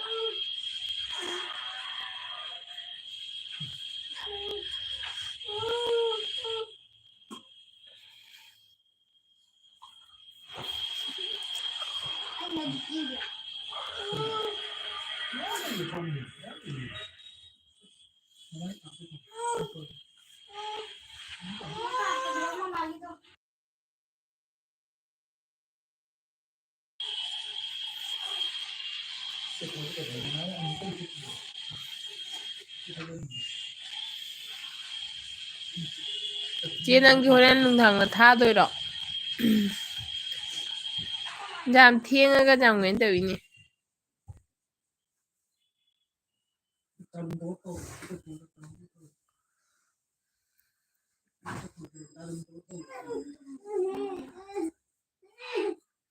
ꯆꯦꯅ ꯍꯥꯏꯔꯦ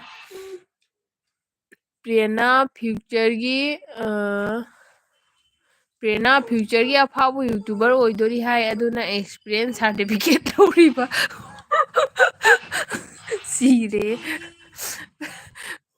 ꯄ꯭ꯔꯦꯔꯅꯥꯁꯦ ꯑꯃꯨꯛ ꯄ꯭ꯔꯦꯔꯅꯥ ꯃꯥꯏꯃꯣꯝ ꯑꯗꯨꯝ ꯂꯥꯛꯑꯦ ꯑꯩ ꯆꯦ ꯃꯣꯃꯤꯒꯤ ꯂꯥꯏꯐꯇ ꯆꯠꯂꯦꯒ ꯍꯥꯏꯈꯔꯦ ꯀꯩꯒꯤꯅꯣ ꯆꯦ ꯃꯣꯃꯤꯒꯤ ꯂꯥꯏꯐ ꯍꯧꯔꯕꯣ ꯆꯦ ꯇꯈꯦꯜ ꯑꯗꯩ ꯆꯦ ꯇꯈꯦꯜꯅ ꯊꯥꯅꯤꯅ ꯍꯥꯏ ꯑꯣꯀꯦ ꯆꯦ ꯄꯨꯡ ꯀꯌꯥ ꯊꯥꯗꯣꯏꯅꯣ ꯑꯣꯟꯗ ꯑꯣꯏꯁꯨ ꯂꯥꯛꯄ ꯉꯝꯕ꯭ꯔꯥ ꯌꯦꯡꯒꯦ ꯑꯗꯩꯗꯤ ꯄ꯭ꯔꯦꯔꯅꯥꯅ ꯍꯥꯏꯕ ꯑꯩ ꯌꯨꯇꯨꯕꯔꯗꯤ ꯑꯣꯏꯅꯤꯡꯗꯦ ꯑꯠꯆꯥ ꯀꯩ ꯑꯣꯏꯅꯤꯡꯉꯤꯅꯣ ꯑꯗꯨꯒ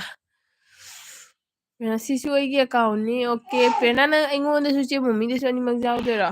ꯍꯥꯔꯖꯦ ꯆꯠꯈ꯭ꯔꯕ ꯆꯦ ꯃꯣꯃꯤꯒꯤꯗ ꯆꯦ ꯃꯣꯃꯤꯒꯤ ꯂꯥꯏꯐ ꯍꯧꯔꯕꯣ ꯑꯩꯉꯣꯟꯗ ꯅꯣꯇꯤꯒ ꯂꯥꯛꯇꯦꯅꯦ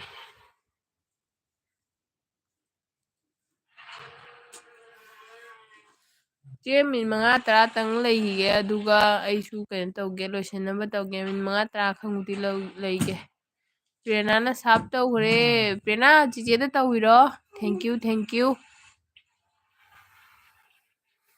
ꯃꯃꯤꯡ ꯌꯥꯝ ꯐꯖꯩ ꯅꯪꯒꯤ ꯄ꯭ꯔꯦꯔꯅꯥ ꯍꯥꯏꯕ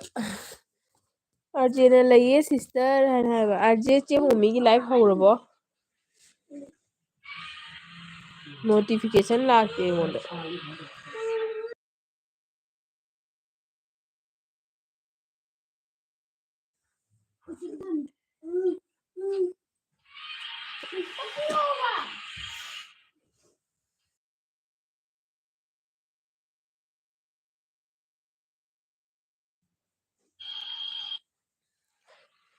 ꯉꯥꯛꯇꯪ ꯂꯩꯔꯒ ꯂꯣꯏꯁꯤꯜꯂꯒꯦ ꯑꯥꯔꯖꯦ ꯃꯇꯣꯝꯇ ꯉꯥꯏꯔ ꯃꯥꯜꯂꯦ ꯂꯩꯕꯤꯔꯤꯁꯦ ꯆꯦ ꯇꯈꯦꯜꯁꯨ ꯆꯠꯈ꯭ꯔ ꯃꯥꯜꯂꯦ ꯄ꯭ꯔꯦꯔꯅꯥꯁꯨ ꯆꯦꯟꯈ꯭ꯔ ꯃꯥꯜꯂꯦ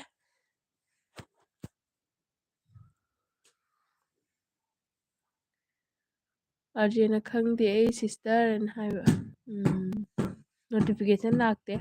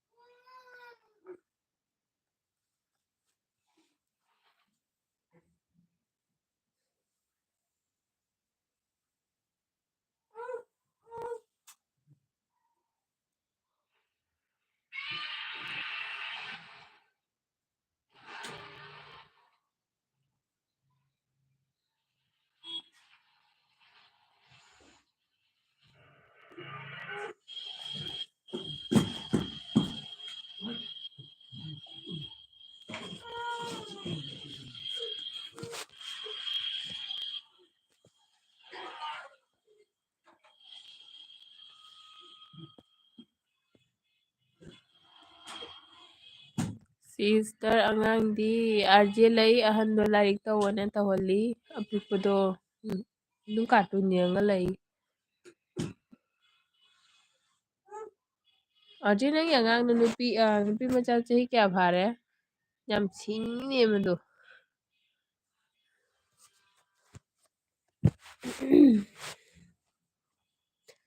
ꯑꯥꯔꯖꯦ ꯃꯤꯁꯨ ꯀꯅꯥꯝ ꯂꯩꯇ ꯃꯥꯜꯂꯦ ꯑꯩ ꯀꯩꯅꯣ ꯇꯧꯒꯦ ꯃꯤꯅꯤꯠ 5-10 ꯂꯩꯔꯒ ꯂꯣꯏꯁꯤꯜꯂꯒꯦ ꯌꯥꯝ ꯀꯨꯏꯅ ꯊꯥꯔꯣꯏꯒꯦ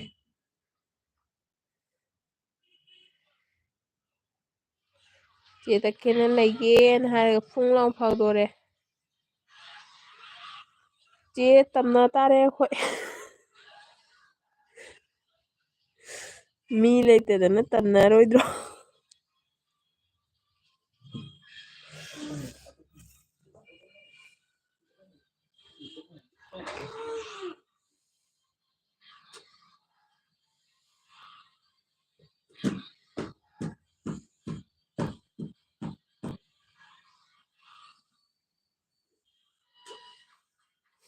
ꯆꯦ ꯏꯊꯟꯇ ꯉꯥꯏꯔꯦ ꯂꯩꯃꯤꯟꯅꯁꯤ ꯃꯤꯅꯤꯠ ꯑꯍꯨꯝ ꯃꯔꯤꯇꯪ ꯂꯩꯔꯒ ꯑꯩ ꯂꯣꯏꯁꯤꯜꯂꯒꯦ ꯏꯊꯟꯇ ꯉꯥꯏꯔꯦ ꯑꯩ ꯀꯤꯖꯕ꯭ꯔꯥ ꯆꯦ ꯑꯥꯔꯖꯦꯟ ꯑꯩ ꯂꯩꯌꯦꯅ ꯍꯥꯏꯔ ꯊꯣꯛꯂꯛꯑꯦ ꯑꯥꯔꯖꯦꯗ ꯈꯪꯉꯅꯤ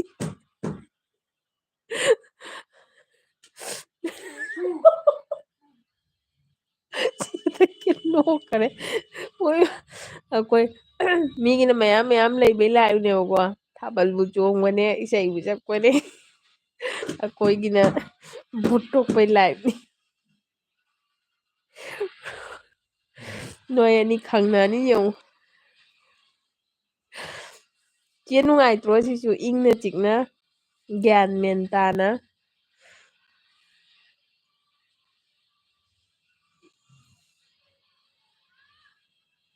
ꯑꯥꯔꯖꯦ ꯂꯪꯖꯥꯎ ꯍꯥꯏꯈꯔꯦ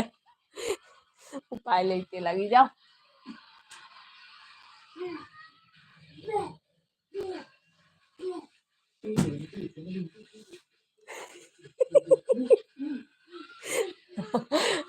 ꯃꯤ ꯂꯩꯇꯕꯁꯤꯁꯨ ꯅꯨꯡꯉꯥꯏꯅꯦ ꯏꯪꯅ ꯆꯤꯛꯅ ꯒ꯭ꯌꯥꯟ ꯃꯦꯟ ꯇꯥꯅꯀꯣ ꯑꯥꯔꯖꯦꯅ ꯑꯩ ꯕꯨꯠ ꯑꯣꯏꯔꯦꯀꯣ ꯍꯥꯏꯔꯦ ꯍꯣꯏ ꯕꯨꯠ ꯑꯣꯏꯅꯔꯦ ꯅꯣꯏ ꯑꯅꯤ ꯈꯪꯅꯅꯤ ꯍꯥꯏꯗꯨꯅꯤ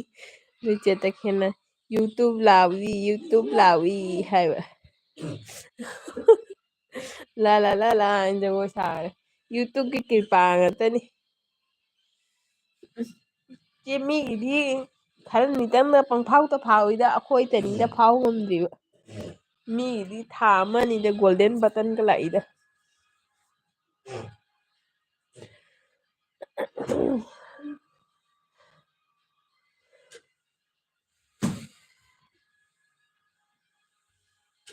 ꯑꯥꯔꯖꯦ ꯋꯥ ꯈꯔ ꯈꯔ ꯉꯥꯡꯅꯧꯅꯦ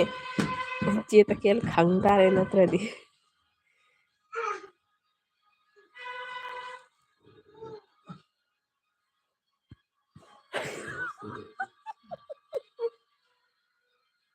ꯑꯩꯈꯣꯏ ꯄꯨꯟꯁꯤꯒꯤ ꯐꯥꯎꯔꯔꯣꯏ ꯍꯥꯏ ꯆꯦ ꯇꯈꯦꯜ ꯐꯥꯎꯔꯤꯗꯨꯗꯤ ꯅꯪ ꯑꯗꯨꯛꯌꯥꯝ ꯐꯥꯎꯔꯤꯗꯨꯗꯤ ꯅꯪ ꯅꯣꯏ ꯂꯣꯏ ꯐꯥꯎ ꯂꯣꯏꯔꯦ ꯀꯩꯝ ꯋꯥꯔꯨꯅꯨ ꯐꯥꯎꯔꯛꯑꯅꯤ ꯐꯥꯎꯔꯛꯑꯅꯤ ꯆꯍꯤꯁꯦ ꯑꯃꯨꯛ ꯃꯇꯝ ꯂꯩꯔꯤ ꯍꯟꯗꯛ ꯆꯍꯤꯁꯤꯁꯨ ꯍꯧꯒꯠꯂꯛꯄꯇ ꯉꯥꯏꯗꯅ ꯆꯍꯤꯁꯦ ꯑꯃ ꯅꯩꯔꯒ ꯂꯣꯏꯔꯦ ꯆꯦ ꯅꯠꯇ꯭ꯔꯥ ꯑꯥꯔꯖꯦ ꯆꯍꯤꯁꯦ ꯑꯃ ꯃꯇꯝ ꯂꯩꯔꯤ ꯑꯩ ꯉꯁꯤꯗꯤ ꯄꯨꯡ ꯑꯃ ꯆꯞ ꯆꯥꯅ ꯐꯥꯔ ꯀꯛꯑꯒꯦ ꯍꯦꯜꯂꯔꯣꯏꯗꯣꯏ ꯇꯜꯂꯦ ꯑꯩꯈꯣꯏ ꯃꯁꯦꯟꯇ ꯈꯪꯅꯗꯣꯔꯦ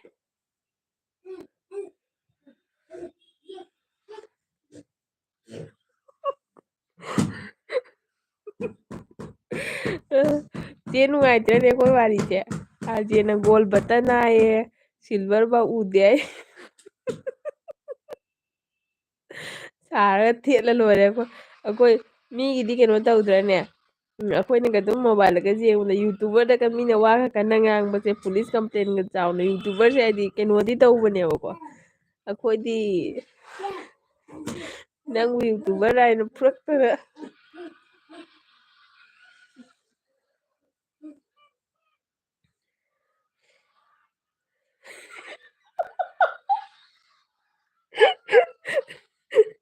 ꯆꯦ ꯇꯈꯦꯜꯅ ꯍꯧꯖꯤꯛ ꯃꯅꯤꯄꯨꯔ ꯆꯠꯂꯒ ꯀꯨꯀꯤ ꯑꯃꯅꯤ ꯍꯥꯠꯂꯨꯔꯗꯤ ꯐꯥꯎꯅꯤ ꯆꯦ ꯆꯨꯝꯃꯤꯅꯦ ꯑꯗꯨꯗꯤ ꯁꯣꯔꯠꯀꯥꯠꯅꯤ ꯑꯗꯨꯗꯤ ꯂꯝꯕꯤ ꯑꯁꯝꯕ ꯆꯠꯂꯒ ꯏꯄꯥ ꯁꯤ ꯅꯪꯗꯦ ꯍꯥꯏꯗꯣ ꯑꯗꯨꯃꯥꯏꯅ ꯑꯗꯨꯗꯤ ꯁꯣꯔꯠꯀꯥꯠꯅꯤ ꯑꯗꯨꯗꯤ ꯁꯤꯌꯣꯔ ꯐꯥꯎꯔꯅꯤ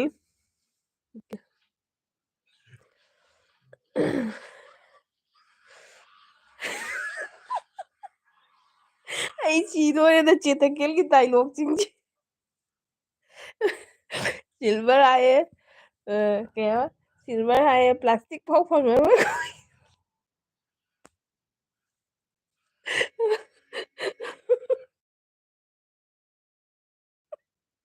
ꯀꯞꯈ꯭ꯔꯦ ꯍꯣꯏ ꯑꯩ ꯁꯤ ꯇꯥꯔꯦ ꯅꯣꯛꯄꯗ ꯐꯪꯒꯅꯤ ꯏꯆꯦ ꯀꯩꯅꯣ ꯍꯣꯠꯅꯔ ꯂꯣꯏꯔꯦ ꯆꯍꯤꯁꯦ ꯃꯇꯝ ꯂꯩꯔꯤ ꯍꯥꯏꯕꯗꯨꯗ ꯑꯥꯔꯖꯦ ꯃꯨꯛꯕꯥꯡꯗꯣ ꯑꯍꯥꯎ ꯑꯍꯥꯎꯕ ꯆꯥꯊꯧ ꯍꯥꯎꯇ꯭ꯔꯁꯨ ꯗꯦꯆꯥ ꯊꯣꯡꯕꯗ ꯆꯥꯊꯧ ꯆꯥꯛꯈꯣꯝ ꯆꯥꯎ ꯆꯥꯎꯅ ꯍꯨꯛꯇꯅ ꯆꯦ ꯅꯪꯁꯨ ꯚꯤꯗꯤꯑꯣ ꯊꯥꯡꯒꯠꯄ ꯂꯦꯞꯀꯅꯨ ꯄꯪꯊꯥꯡꯗ ꯊꯥꯡꯒꯠꯂꯣ ꯑꯥꯔꯖꯦꯅ ꯂꯩꯔꯪꯗ ꯆꯥꯛ ꯊꯣꯡꯅꯁꯨ ꯃꯤ ꯐꯥꯎꯔꯦ ꯑꯩꯈꯣꯏꯗꯤ ꯎꯄꯥꯏ ꯅꯥꯏ ꯍꯣꯏꯅꯦ ꯑꯥꯔꯖꯦ ꯀꯩꯅꯣꯗꯣ ꯑꯃꯈꯛ ꯌꯨꯇꯨꯕꯇꯁꯨ ꯀꯩꯅꯣꯗꯁꯨ ꯑꯃꯨꯛꯀ ꯊꯣꯛꯇ꯭ꯔꯦꯅꯦ ꯄꯥꯟꯗꯦ ꯕ꯭ꯂꯣꯛ ꯀꯥꯏꯅ ꯑꯗꯣ ꯃꯣꯏ ꯑꯗꯨꯅꯦ ꯑꯩꯅ ꯍꯥꯏꯔꯝꯃꯤꯅꯤ ꯃꯣꯏ ꯂꯩꯔꯪꯗ ꯆꯥꯛ ꯊꯣꯡꯉꯅꯤ ꯈꯥꯡꯗꯣ ꯄꯨꯊꯣꯛꯑꯒ ꯑꯗꯩꯗꯤ ꯑꯩꯈꯣꯏꯗꯤ ꯊꯨꯝ ꯆꯥꯗꯦ ꯁꯦꯟꯗꯥꯅꯃꯛ ꯆꯥꯏꯌꯦꯅ ꯃꯗꯨꯗ ꯅꯨꯡꯇꯤꯒꯤ ꯎꯠꯇꯅ ꯏꯁ ꯍꯧꯖꯤꯛꯇꯤ ꯌꯦꯡꯉꯣ ꯑꯝꯇ ꯈꯪꯗꯦ ꯃꯤ ꯃꯤꯒꯤ ꯂꯥꯏꯕꯛꯅ ꯈꯪꯗꯦꯅꯦ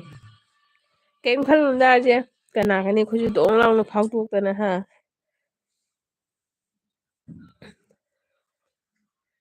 ꯃꯆꯥ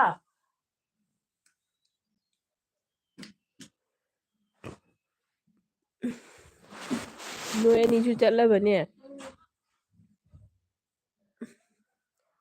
ꯆꯠꯂꯁꯨ ꯆꯠꯅ ꯑꯩꯁꯨ ꯂꯩꯔꯒꯦ ꯉꯁꯤꯗꯤ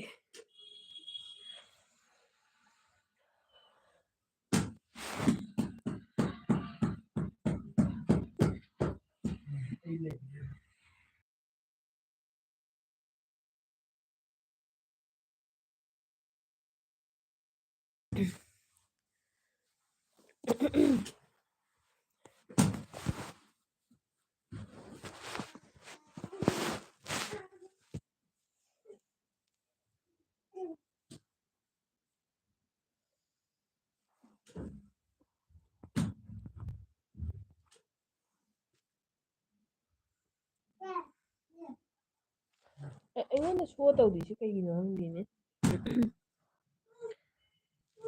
ꯆꯦ ꯅꯪ ꯀꯩꯒꯤꯅꯣꯕ ꯆꯪꯉ ꯊꯣꯛꯑ ꯇꯧꯋꯤꯗꯣ ꯃꯤꯒ ꯂꯩꯇꯕꯁꯤꯒ ꯑꯩ ꯑꯣꯏꯅ ꯈꯪꯉꯦ ꯍꯥꯏꯕ ꯀꯥꯟꯗꯤꯑꯣꯅ ꯑꯩ ꯂꯣꯏꯗ꯭ꯔꯣꯕꯅꯤꯅꯦ ꯃꯤꯅꯤꯠ 5ꯇꯪ ꯂꯩꯔꯒ ꯂꯣꯏꯁꯤꯜꯂꯒꯦ ꯄꯨꯡ 1 ꯐꯥꯔꯅꯤ ꯑꯥꯔꯖꯦꯅ ꯍꯥꯏꯕ ꯑꯩꯈꯣꯏ ꯃꯩꯇꯩ ꯄꯣꯄꯨꯂꯦꯁꯟ ꯌꯥꯝꯅ ꯂꯩ ꯑꯗꯨꯒꯤ ꯃꯅꯤ ꯑꯥꯔꯖꯦ ꯑꯗꯨ ꯆꯨꯝꯃꯤ ꯑꯩꯗꯨꯗ ꯆꯞ ꯆꯥꯅ ꯑꯩ ꯈꯜꯂꯦꯕꯀꯣ ꯑꯥꯔꯖꯦ ꯅꯪꯗꯤ ꯕꯦꯡꯒꯣꯂꯤ ꯍꯩꯔꯝꯒꯅꯤ ꯕꯦꯡꯒꯣꯂꯤꯔ ꯍꯤꯟꯗꯤꯔ ꯐꯖꯅ ꯇꯧꯋꯣ ꯆꯦ ꯇꯈꯦꯁꯨ ꯇꯧꯒꯗꯅꯤ ꯑꯩꯈꯣꯏ ꯃꯩꯇꯩꯒꯤꯗꯤ ꯑꯩꯈꯣꯏꯒ ꯃꯅꯤꯄꯨꯔꯒ ꯌꯦꯡꯅꯔ ꯂꯣꯏꯔꯦ ꯍꯤꯟꯗꯤ ꯑꯣꯏꯔꯗꯤ ꯑꯩꯈꯣꯏ ꯏꯟꯗꯤꯌꯥꯁꯦ ꯑꯗꯨꯝ ꯌꯦꯡꯉꯛꯀꯗꯣꯏꯅꯤ ꯃꯄꯥꯟꯗ ꯂꯩꯕꯋꯣ ꯀꯩꯋꯣ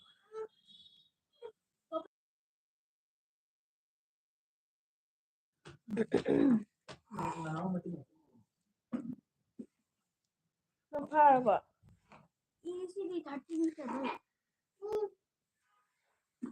ꯏꯔꯣ ꯅꯪꯅ ꯏꯔꯣ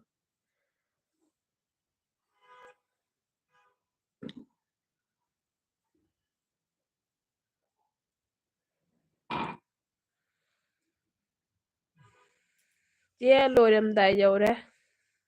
ꯍꯔꯥꯎ ꯍꯔꯥꯎ ꯀꯥꯏꯅꯁꯤ ꯅꯨꯡꯉꯥꯏ ꯅꯨꯡꯉꯥꯏꯕ ꯋꯥꯔꯤ ꯈꯔ ꯂꯤꯔꯛꯑꯣ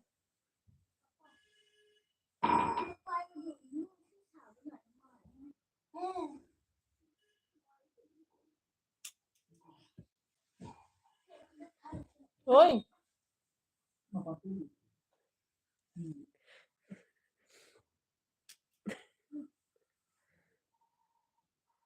ꯃꯅꯤ ꯃꯨꯛꯕꯥꯡ ꯂꯥꯏꯛ ꯗꯟ ꯊꯦꯡꯀ꯭ꯌꯨ ꯏꯌꯥꯝꯕ ꯂꯥꯛꯄꯤꯕꯒꯤ ꯂꯥꯏꯛ ꯇꯧꯕꯤꯕꯒꯤ ꯊꯦꯡꯀ꯭ꯌꯨ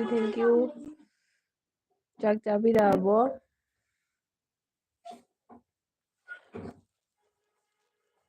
ꯑꯥꯔꯖꯦꯅ ꯑꯗꯨꯅꯤ ꯁꯤꯁꯇꯔ ꯍꯤꯟꯗꯤꯅ ꯕꯦꯁ ꯑꯣꯏꯒꯅꯤ ꯍꯥꯏꯅ ꯈꯜꯂꯦ ꯃꯅꯤ ꯑꯥꯔꯖꯦ ꯍꯤꯟꯗꯤꯗ ꯇꯧꯒꯦ ꯇꯧꯔꯕꯣ ꯑꯩꯁꯨ ꯈꯜꯂꯤꯅꯤ ꯑꯗꯣ ꯈꯟꯅꯅꯦ ꯑꯩꯅ ꯑꯗꯨꯝ ꯍꯤꯟꯗꯤꯁꯦ ꯑꯃꯨꯛ ꯃꯣꯏ ꯕꯣꯔ ꯑꯣꯏꯔꯛꯑꯦꯕ ꯑꯗꯨꯅ ꯑꯩꯅ ꯁꯣꯔꯠꯇ ꯍꯤꯟꯗꯤ ꯍꯥꯞꯄꯝꯕꯗꯣ ꯑꯗꯩꯗꯤ ꯗꯥꯃꯅꯤꯅ ꯑꯥꯔꯖꯦꯕ꯭ꯔꯣ ꯆꯦ ꯇꯈꯦꯜ ꯍꯥꯏꯅ ꯍꯥꯏꯔꯒ ꯍꯥꯏꯔꯦ ꯏꯌꯥꯝꯕ ꯆꯥꯛ ꯆꯥꯕꯤꯔꯛꯑꯕꯣ ꯀꯔꯤ ꯍꯤꯟꯖꯥꯡ ꯆꯥꯕꯤꯔꯛꯀꯦ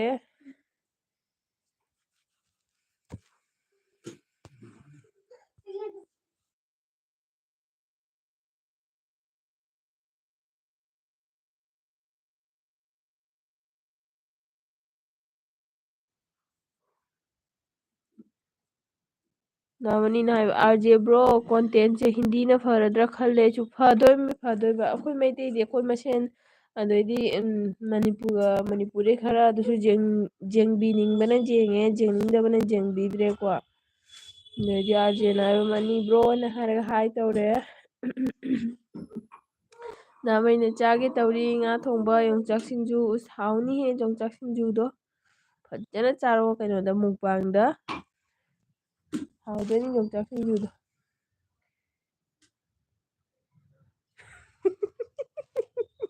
ꯆꯦ ꯇꯀꯦꯜꯒꯤ ꯑꯁꯤꯅꯅꯤ ꯑꯩꯅ ꯅꯪꯉꯣꯟꯗ ꯀꯣꯃꯦꯟ ꯏꯔꯛꯎ ꯍꯥꯏꯁꯦ ꯆꯦ ꯅꯪ ꯀꯩꯗꯧꯔꯥ ꯆꯥ ꯄꯤꯗ꯭ꯔꯦꯅ ꯀꯞꯄꯤ ꯌꯦꯡꯉꯨ ꯉꯥꯡꯁꯦ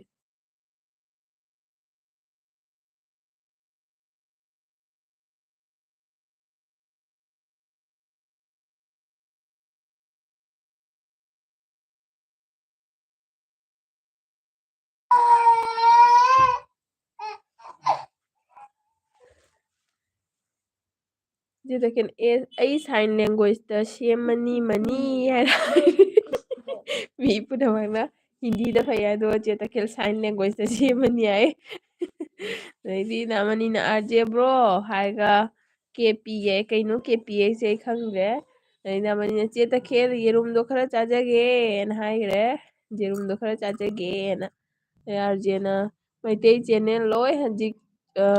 ꯗꯥꯎꯟ ꯆꯠꯂꯦꯀꯣ ꯕꯠ ꯃꯅꯤꯄꯨꯔꯤꯒꯤ ꯀ꯭ꯔꯥꯏꯁꯤꯁꯅ ꯍꯣꯏ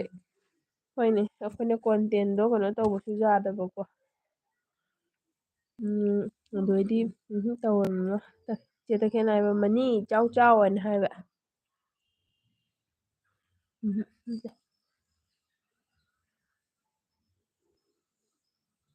ꯆꯦ ꯇꯈꯦꯜ ꯅꯪꯗꯤ ꯀꯣꯟꯇꯦꯟ ꯐꯖ ꯐꯖꯕ ꯁꯦꯝ ꯉꯝꯒꯅꯤ ꯁꯦꯝꯃꯣ ꯅꯪꯅ ꯉꯥꯡꯕꯗꯣ ꯃꯤ ꯌꯥꯝ ꯅꯣꯛꯅꯤꯡꯉꯦ ꯑꯗꯣ ꯈꯔ ꯀꯣꯃꯦꯗꯤ ꯇꯥꯏꯞꯇ ꯑꯣꯏꯅ ꯁꯦꯝꯃꯣ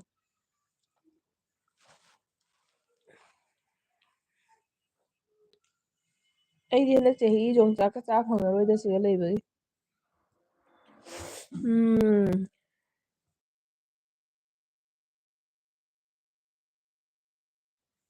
ꯆꯦ ꯇꯈꯦꯜ ꯑꯥꯔꯖꯦ ꯑꯩꯒꯤꯗꯤ ꯔꯣꯀꯦꯠꯇ ꯄꯥꯏ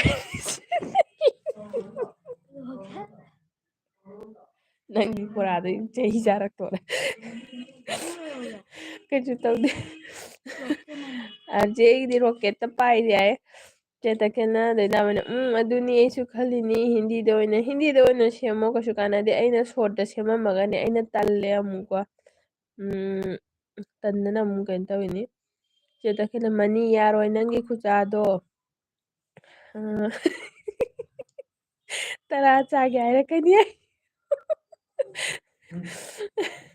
ꯍꯣꯏꯃ ꯇꯔꯥ ꯆꯥꯒꯦ ꯍꯥꯏꯔꯛꯀꯅꯤ ꯌꯥꯔꯣꯏ ꯍꯥꯏ ꯌꯦꯔꯨꯝꯗꯣ ꯆꯦ ꯅꯣꯡ ꯐꯥꯗꯣꯛ ꯍꯥꯏꯕꯅꯤ ꯄꯤꯖ ꯊꯣꯛꯈꯣꯗꯅ ꯀꯩꯗꯧꯒꯦꯅꯦ ꯇꯔꯥ ꯆꯥꯔꯁꯨ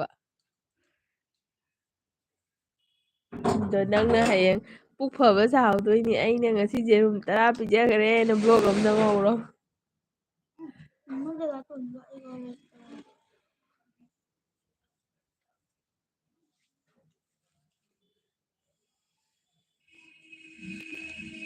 ꯆꯦ ꯂꯨꯝ ꯂꯨꯝ ꯂꯩꯕ ꯃꯤꯁꯨ ꯌꯥꯝ ꯂꯩꯀꯣ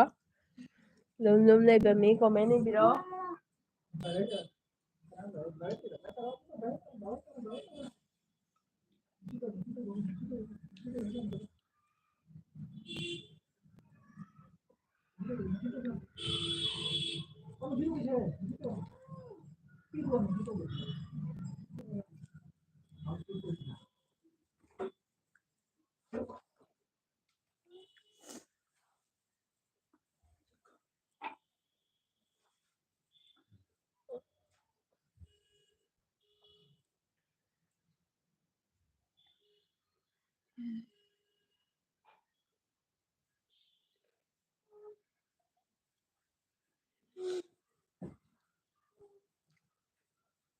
ꯃꯉꯣꯟꯗꯕꯨ ꯇꯩꯊꯣꯛꯅꯕ꯭ꯔꯅꯦ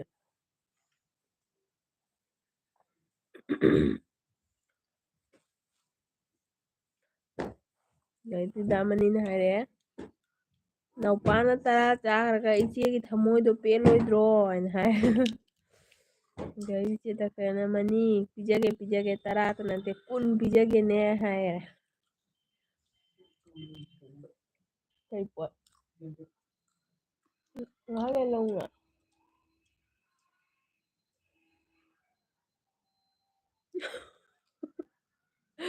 ꯆꯦ ꯇꯈꯦꯜꯅ ꯆꯥꯃꯜꯂꯦ ꯅꯕꯨꯛ ꯅꯨꯡꯉꯥꯏꯔꯣꯏ ꯍꯥꯏꯕꯅꯤ ꯍꯥꯏ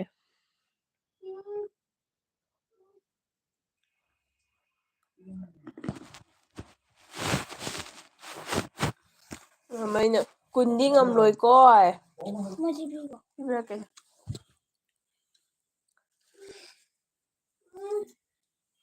ꯍꯥꯏꯒꯨꯝꯗ ꯗꯥꯃꯅꯤ ꯀꯩꯅꯣꯝꯇ ꯇꯧꯔꯛꯎꯍꯦ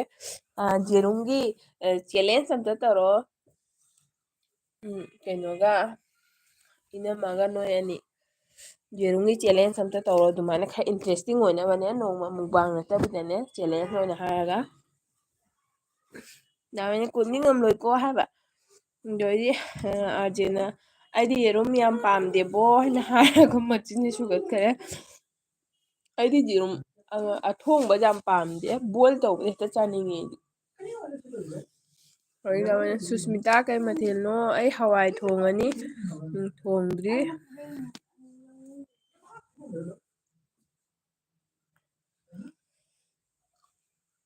ꯂꯧꯋꯣ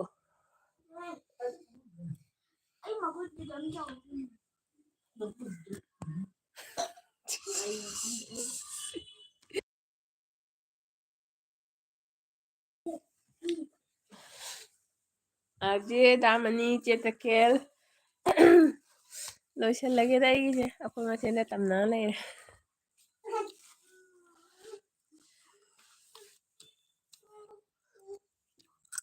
ꯑꯥꯔꯖꯦꯅ ꯃꯅꯤꯕ꯭ꯔꯣ ꯂꯧꯕꯨꯛꯇ ꯆꯠꯂꯒꯁꯨ ꯃꯨꯛꯕꯥꯡ ꯇꯧꯅꯦ ꯍꯥꯏꯕ ꯗꯥꯃꯩꯅ ꯂꯣꯏꯁꯤꯜꯂꯒꯦ ꯍꯥꯏꯔꯣ ꯗꯥꯃꯅꯤ ꯃꯤ ꯀꯅꯥꯝ ꯂꯥꯛꯇꯦ ꯃꯤ ꯌꯥꯝ ꯂꯥꯛꯇꯕꯁꯤꯒ ꯍꯥꯏꯕ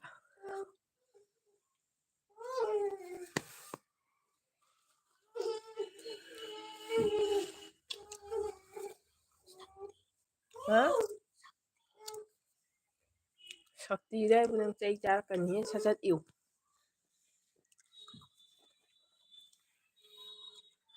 ꯆꯦ ꯇꯈꯦꯜ ꯂꯣꯏꯗ꯭ꯔꯣꯕꯣ ꯂꯣꯏꯁꯤꯜꯂꯣꯔꯣ ꯆꯦ ꯗꯥꯃꯩꯅ ꯑꯥꯔꯖꯦꯕ꯭ꯔꯣ ꯂꯧꯕꯨꯛ ꯂꯩꯇꯦꯅꯦ ꯀꯩꯅꯣ ꯍꯥꯏꯁꯤꯕꯣ ꯑꯩꯈꯣꯏꯔꯣꯝꯗ ꯂꯧꯕꯨꯛꯀꯤ ꯂꯧꯕꯨꯛ ꯉꯥꯛꯇ ꯂꯩꯗꯨꯅꯤꯅ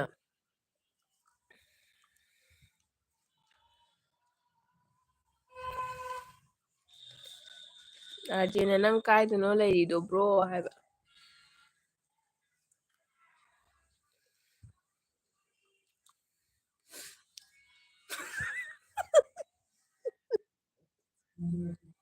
ꯆꯦ ꯋꯥꯏꯇꯤ ꯌꯦꯜꯕꯤꯅ ꯑꯩꯈꯣꯏ ꯄꯨꯝꯅꯃꯛꯁꯦ ꯄꯨꯡꯉꯥꯎ ꯉꯥꯎꯍꯜꯂꯕꯅꯤ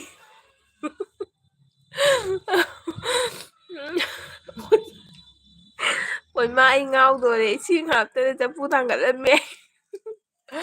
ꯑꯩꯁꯨ ꯉꯁꯥꯏ ꯇꯧꯔꯤꯅꯤ ꯆꯥꯛꯈꯨꯝꯗ ꯀꯩꯅꯣ ꯇꯧꯔꯒꯅꯦ ꯇꯟ ꯍꯧ ꯂꯣꯏꯔꯒ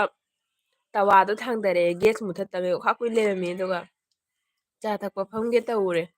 ꯌꯥꯗ꯭ꯔꯕꯅꯤꯅꯦ ꯀꯣꯛꯁꯦ ꯗꯥꯃꯅꯤꯅ ꯑꯩ ꯂꯩꯔꯤꯁꯤꯒ ꯂꯧꯕꯨꯛ ꯂꯩꯇꯦꯅꯦ ꯍꯥꯏꯕ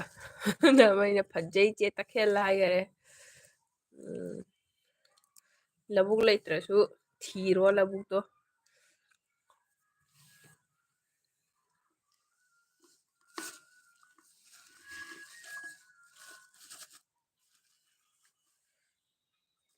ꯗꯥꯃꯅꯤ ꯂꯥꯏꯚ ꯊꯥꯒꯗ꯭ꯔꯣ ꯍꯣꯔꯦꯟ ꯆꯦ ꯇꯈꯦꯜꯅ ꯃꯤꯅ ꯑꯦꯜꯕꯤ ꯈꯨꯗꯤꯡ ꯑꯩꯕꯨ ꯊꯤꯔꯤ ꯑꯩ ꯀꯥꯏꯗꯅꯣ ꯍꯥꯏꯅ ꯃꯦꯁꯦꯖ ꯇꯧꯔꯛꯂꯤ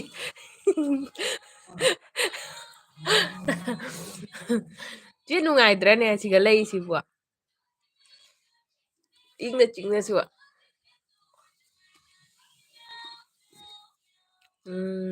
ꯗꯥꯃꯩꯅ ꯊꯥꯎ ꯍꯥꯞꯇꯕꯤꯗ ꯌꯦꯔꯨꯝ ꯍꯥꯞꯅꯤꯀꯣ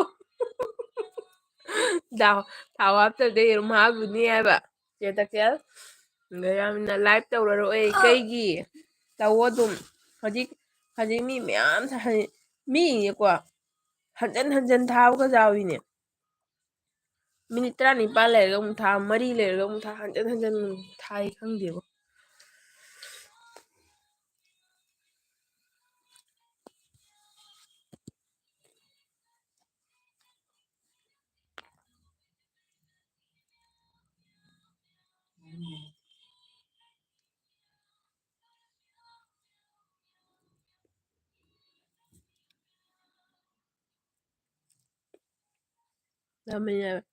ꯂꯥꯏꯚ ꯊꯥꯕꯁꯦ ꯚꯤꯗꯤꯑꯣ ꯚ꯭ꯌꯨꯁ ꯗꯥꯎꯟ ꯆꯥꯏ ꯍꯥꯏ ꯒ꯭ꯌꯥꯟꯒ ꯇꯥꯗ꯭ꯔꯤꯅꯦ ꯈꯪꯗꯦꯅꯦ ꯈꯪꯗꯦꯗ ꯗꯥꯃꯅꯤ ꯑꯗꯨꯃꯥꯏꯅꯒ ꯍꯥꯏꯖꯤꯜꯂꯛꯑꯗꯤ ꯑꯃꯨꯛꯀ ꯚꯤꯗꯤꯑꯣ ꯈꯪꯗꯦ ꯀꯩꯅꯣꯒꯤ ꯋꯥꯆ ꯇꯥꯏꯝ ꯑꯋꯥꯔꯗꯣ ꯈꯔ ꯍꯦꯟꯒꯠꯂꯦꯅ ꯊꯥꯏꯅꯤ ꯑꯥꯔꯖꯦꯅ ꯕꯥꯏ ꯇꯧꯔꯦ ꯑꯥꯔꯖꯦ ꯆꯠꯂꯒꯦꯔꯣ ꯆꯣ ꯕꯥꯏ ꯕꯥꯏ ꯑꯩꯁꯨ ꯀꯩꯅꯣ ꯇꯧꯔꯒꯦ ꯂꯣꯏꯁꯤꯜꯂꯒꯦ ꯆꯦ ꯇꯈꯦꯜꯅ ꯂꯣꯏꯁꯤꯜꯂꯣ ꯑꯩ ꯀꯣꯏ ꯄꯥꯏꯔꯨꯔꯒꯦ ꯗꯥꯃꯩꯅ ꯑꯥꯔꯖꯦ ꯕ꯭ꯔꯣ ꯕꯥꯏ ꯍꯣꯏ ꯍꯣꯏ ꯕꯥꯏ ꯑꯣꯏꯔꯁꯤ ꯃꯌꯥꯝ ꯄꯨꯝꯅꯃꯛ ꯑꯩꯁꯨ ꯑꯗꯨꯝ ꯉꯥꯏꯍꯥꯛ ꯂꯩꯊꯣꯛꯏꯅꯤ ꯊꯦꯡꯀ꯭ꯌꯨ ꯑꯥꯔꯖꯦ ꯆꯦ ꯇꯈꯦꯜ ꯗꯥꯃꯅꯤ ꯂꯩꯕꯤꯗꯅ ꯁꯞꯄꯣꯔꯠ ꯇꯧꯕꯤꯕꯩꯗꯃꯛꯇ ꯊꯦꯡꯀ꯭ꯌꯨ ꯂꯣꯏꯁꯤꯜꯂꯒꯦ ꯑꯃꯨꯛ ꯎꯅꯔꯁꯤ ꯃꯊꯪꯗ ꯑꯃꯨꯛ ꯆꯦ ꯇꯈꯦꯜ ꯕꯥꯏ ꯕꯥꯏ ꯌꯦꯔꯨꯝ ꯊꯣꯡꯉꯣ ꯑꯩ ꯀꯛꯑꯒꯦꯀꯣ ꯕꯥꯏ ꯕꯥꯏ ꯊꯦꯡꯀ꯭ꯌꯨ